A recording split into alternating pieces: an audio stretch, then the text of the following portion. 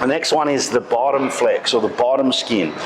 So we have a certain amount of wood in the rail for the spring back.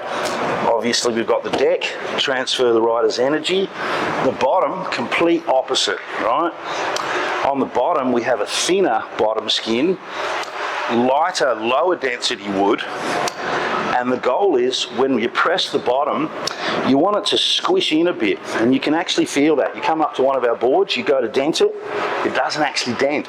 It just presses in like marshmallow, springs back. So what that does is as you hit chop, if you have a board that's really stiff, and there's a classic example, I'm going to use carbon fibre. Carbon fibre transfers energy really well, all right? And as a general rule, you can feel every little bump through carbon, and it transfers through the board back to the rider.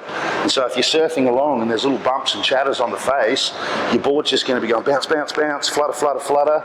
And a lot of people complain that when they ride light boards, right, if they're too rigid, they just bounce around on top of the water.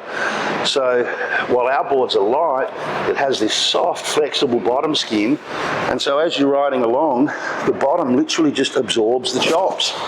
And I think probably one of the best examples of it is watching Sebastian Stoitner on like 80-foot waves, just screaming across, and everyone else is just getting bounced off by these giant like bumps and lumps. And you can just see his board just super smooth, just cutting through the water. So that bottom skin